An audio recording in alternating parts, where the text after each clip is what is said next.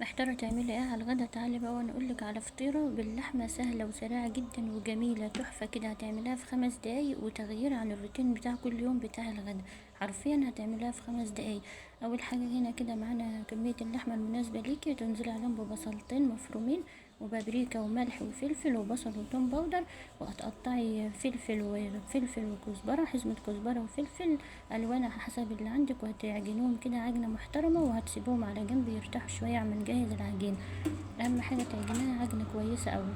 ومعانا نص كيلو دقيق، وهتحط عليه باكت خميرة معلقة صغيرة بيكنج باودر، ومعلقة كيس فانيليا، ومعلقتين سكر، وهتعجني عجنة كويسة. ايوه هتقلبوهم مع بعض.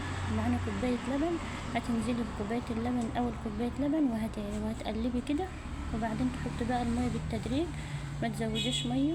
هتحط الميه كده بالتدريج وتقلبي. ومعانا برضو معلقتين 3 زيت هنلم بهم العجينه.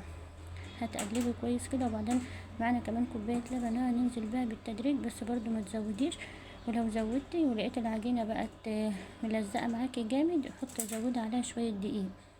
لو انا هو ان العجينه لقيتها ملزقه شويه معايا، فزودت عليها كمان شويه دقيق، يعني معلقتين 3 كده دقيق بالظبط.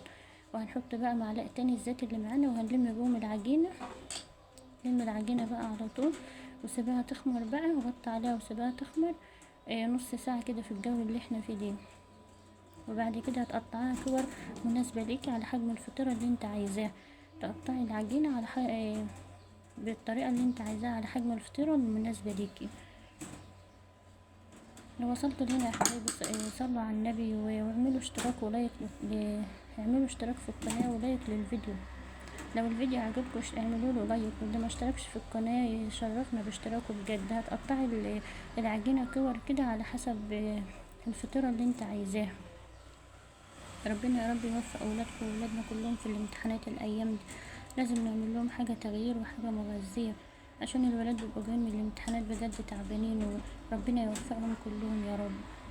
كده قطعنا العجينه اهوت كور على حسب اللي انت عايزه. وتاخدي كرة بقى كده وتفرديها، تدهني السطح كده زيت وتفرديها، وكرة برضو من اللحمه وتحطها جوه العجينه وتلمها كده زي ما انت شايفه، وتقلبيها وتخبزيها برضو كده بالراحه عشان اللحمه ما تطلعش منها قوي.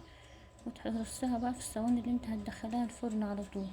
زي ما انتوا شايفين كده يا حبايبي، بجد سهلة وسريعة جدا، والاطفال بيحبوها ومغذية. او دخلها الفرن على نار عالية كده من تحت، وما تاخد لون من تحت تحمري وشها وتطلعها وتقسميها بقى زي ما انت عايزة، او تقدميها بحالها وبألف هنا يا حبايبي.